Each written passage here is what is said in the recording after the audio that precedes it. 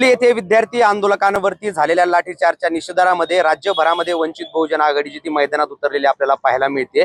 जालन्यात देखील वंचितच्या पदाधिकाऱ्यांकडून बाजारपेठा बंद ठेवण्याचं आवाहन जे ते व्यापाऱ्यांना केलं जाताना आपल्याला पाहायला मिळतंय।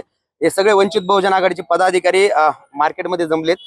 जिल्हाध्यक्ष साहेब, खरं तर दिल्लीला जे घडले त्याच्या निषेधार्थ तुम्ही बंद पुकारलेला आहे, कसा प्रतिसाद व्यापाऱ्यांचा तुम्हाला मिळतोय?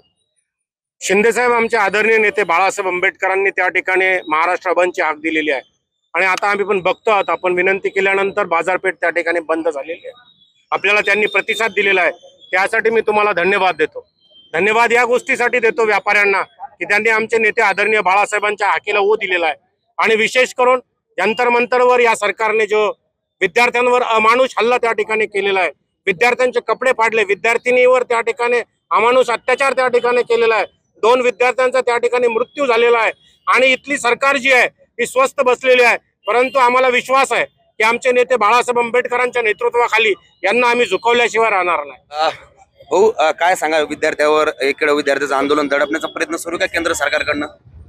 हो, खरोखर चालू आहे। बाळासाहेब आंबेडकरांनी कालच आपल्याला आणि सकाळी सुद्धा आता सांगितलेलं आहे की बळजबरीनेच पोलीस काही जिल्ह्यामध्ये आमच्या कार्यकर्त्याला त्या ठिकाणी अटक करण्याचा प्रयत्न चालू आहे। त्याचा सकाळपासून 8 वाजल्यापासून ते प्रयत्न चालू आहे। बाळासाहेबाला सारखे फोन चालू आहे आणि खरोखर हा सरकार दडपशाही करत आहे। राज्य सरकार आणि भारत सरकार या दोन्ही सरकाराचा, मोदीचा आणि शहाचा, आम्ही सर्वप्रथम महाराष्ट्र सरकारचा, फडणवीसचा सुद्धा आम्ही या ठिकाणी जाहीर निषेध करत आहे। तुमचा काय इशारा आहे सरकारला?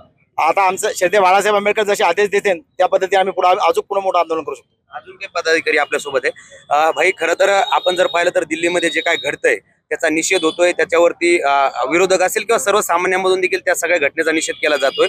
तुम्ही आज जालना बंदचं आवाहन केलेलं आहे, कसा प्रतिसाद तुम्हाला जालनेकरण देताना पाहायला मिळतो? जालन्यामध्ये आम्ही आज विनंती केली लोकांना, 90% जालना व्यापाऱ्यांना बंद केलेला आहे। शहर मोठे मोठे व्यापारी, सोनार व्यापारी असतील, कपडा व्यापारी असतील, त्यांना बंद ठेवलेलं आहे। शाळा असतात, आम्हाला काही कोणाला जबरदस्ती करायची गरज नाही पडली। लोक स्वतः बाळासाहेबांच्या आदेशाला मान देऊन ते प्रतिसाद देत आहे आणि आम्हाला पुढे अपेक्षा करतो सगळ्यांना या दिवसभर ते बंद होते ना, अशी आम्हाला अपेक्षा आहे। साहेब, पुढचा इशारा काय वंचित बहुजन आघाडीचा? आदरणीय नेते बाळासाहेब जे आम्हाला आदेश देतील त्या हिशोबाने आम्ही चालणार आहोत। परंतु आम्ही तुम्हाला एक गोष्ट नक्की सांगतो की ही सरकार आम्ही खाली खेचल्याशिवाय राहणार नाही। नक्कीच आपण जर पाहिलं तर दिल्ली येथे विद्यार्थ्यांवरती जो लाठीचार्ज झालाय त्याचा निषेध खरं तर ठिकठिकाणून होताना आपल्याला पाहायला मिळतोय। त्यातच आता वंचित बहुजन आघाडी देखील मैदानात उतरलेली आहे आणि महाराष्ट्र बंदचं आवाहन जे ते वंचित बहुजन आघाडीकडून करण्यात आलेलं आपल्याला पाहायला मिळतंय।